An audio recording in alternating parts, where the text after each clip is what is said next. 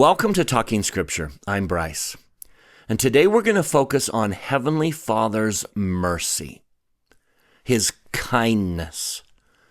We must understand that not only can He save us, He truly wants to. That He is that merciful, that kind. That kindness and forgiveness are part of His very disposition, His character.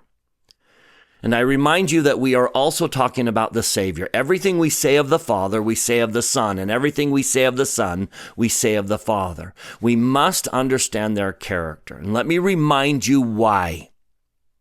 You will never be able to fully claim the blessings of the atonement that He wants to give you if you misunderstand their character.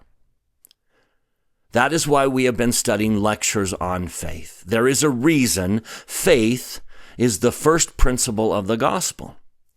We have talked about what faith is and where it comes from, and I remind you that faith is confidence, assurance. I am confident in Him. I am confident in His promises. I am confident that He can and wants to save me. Here's the reality. Any hint of doubt destroys that confidence. And a loss of confidence limits our ability to claim the blessings of the atonement. It is my prayer that you fully, with confidence in hand, can claim the blessings of the Savior's atonement. So let me take you back to Lectures on Faith, Lecture 3, Verse 2.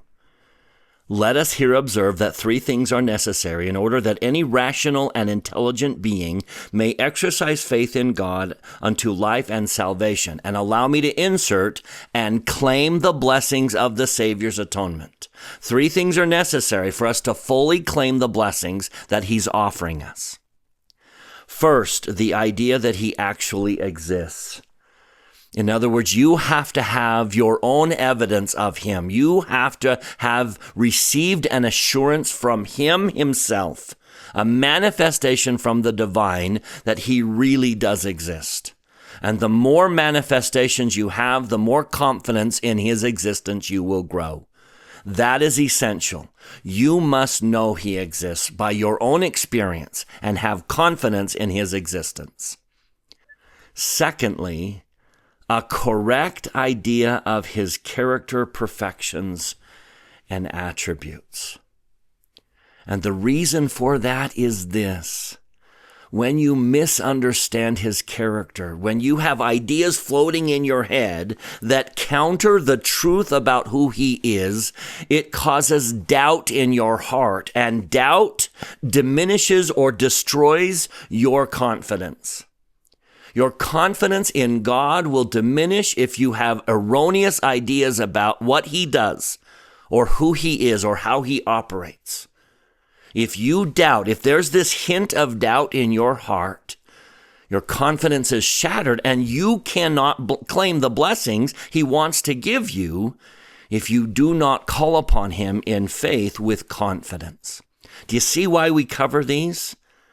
It is essential to understand the truth about His character, because any misunderstanding will shatter your confidence in Him and limit your ability to claim the blessings He'd like to give you.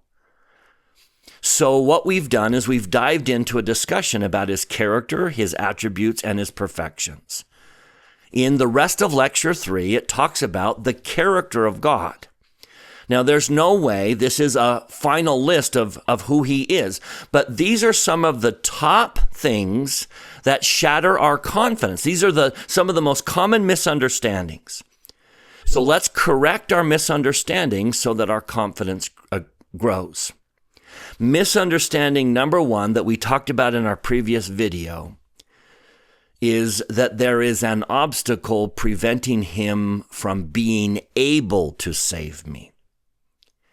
If there is any hint of doubt in your heart that He can fulfill His promises, it's going to affect your faith and your confidence. If there is in your head this idea that something is going to prevent him from fully fulfilling his promises to you, it will shatter your confidence. And sometimes the things that we think will prevent him are things we've done. I know people who just have lost confidence given my imperfections and how far I am from exaltation. I just don't know if he can save me. And there's the misunderstanding. He can.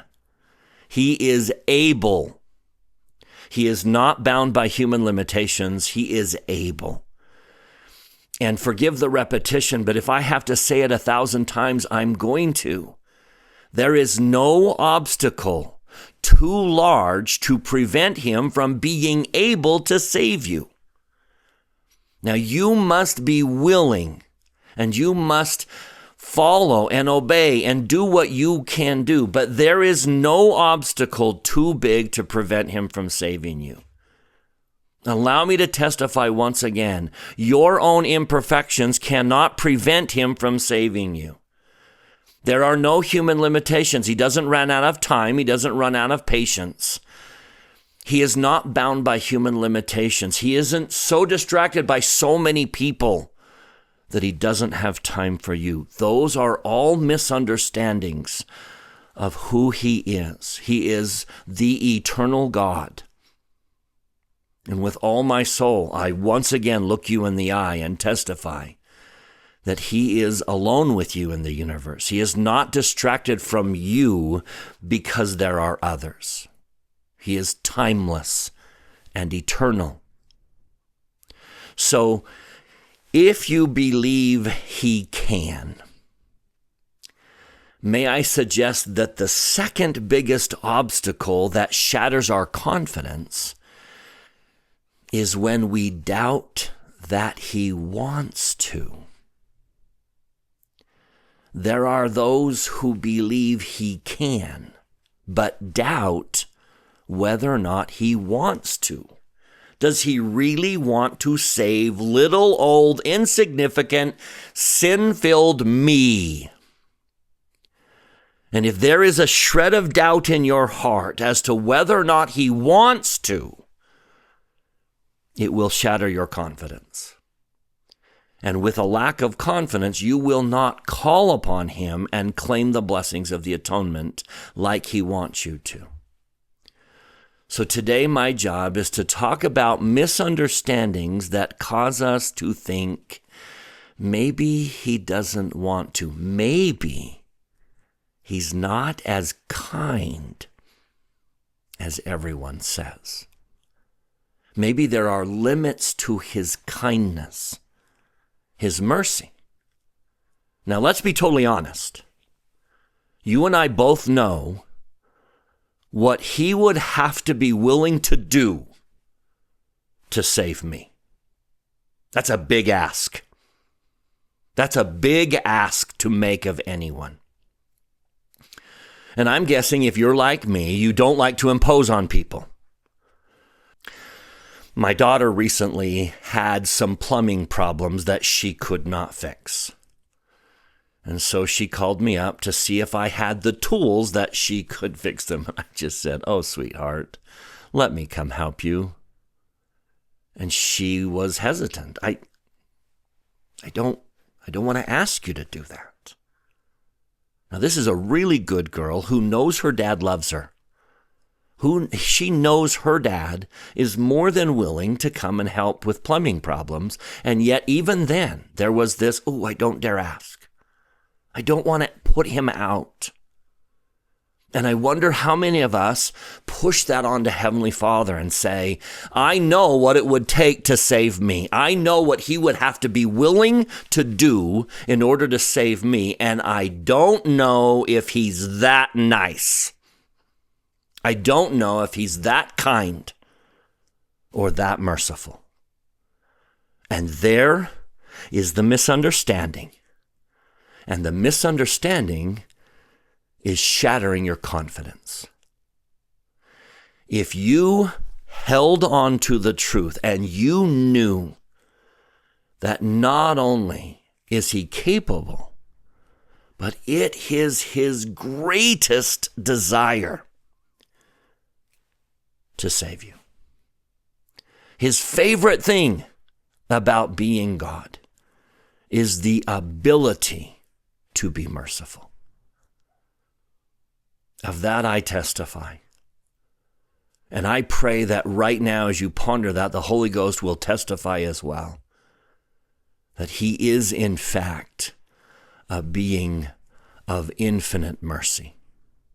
There is nothing that prevents him. Now I need to obey and I need to claim those blessings. But there is no obstacle too great that if I follow the requests he's made, if I have faith and repent and make covenants, and I do my best, I don't have to be perfect. There is no obstacle too great for him to save me. And then if I truly believe that he is in fact a being full of mercy, I will call upon him in greater confidence, knowing that I know it is his desire to save me. Let's turn to the lectures on faith and hear it in the words of Joseph Smith and the early brethren. Joseph says that the second characteristic of God that we need to study is the truth that he is merciful and gracious and slow to anger and abundant in goodness. There's the truth. Now, in explaining why we have to hold on to that truth, the lectures present this idea. Unless he was merciful and gracious, slow to anger, long-suffering, and full of goodness, such is the weakness of human nature, and so great the frailties and imperfections of men, that unless they believed that these excellencies existed in the divine character, the faith necessary to salvation could not exist. For doubt would take the place of faith, and those who know their weakness and liability to sin would be in constant doubt of salvation if it were not for the idea which they have of the excellency of the character of God. And that's exactly what I'm saying. You know the ask. You know what you are asking when you desire to be saved. You know what he needs to be willing to do in order to save you. And if there is any hint of doubt in your heart that he really is as kind as we believe, it's going to affect your faith and your confidence and your ability to claim the blessings of the atonement. Therefore, we must believe the truth. We must hold on to the truth. And the truth is, let me finish from the lectures, that he is slow to anger and long-suffering and of a forgiving disposition. And he does forgive iniquity, transgression, and sin. The idea of these facts does away doubt and makes faith exceedingly strong. Grant yourself permission to believe the truth that he is as kind as we say he is. He really is merciful, long-suffering, very, very patient, and he desires to save you. The Father and the Son have paid an enormous price to be able to save you. And they're not bitter about it. They did it gladly, willingly, so that they could save you. That is the eternal truth. And I don't know how to testify more powerfully than simply saying that that is the truth. That not only can they save you, there is no obstacle too big to prevent them, but they want to. They really are as kind, as loving, as patient as we testify. As you know in your heart they are. But don't let that little voice, that little hint of doubt creep into your heart, because there is the loss of confidence. You are not too small. You are not too broken. You are not too anything. They are able and willing.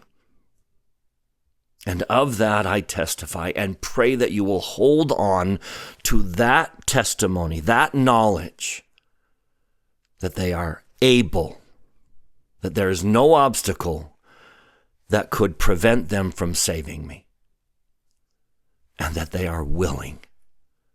Oh, so willing. They can fix anything that's broken. They can overcome anything that you might have done that might prevent you from being saved. But you must be a willing follower. You must have a desire. But if you do, oh, how I testify. And I don't know how to pound that into all of our heads so that the doubt goes away. They are capable and they are willing. And I say that in the name of Jesus Christ. Amen.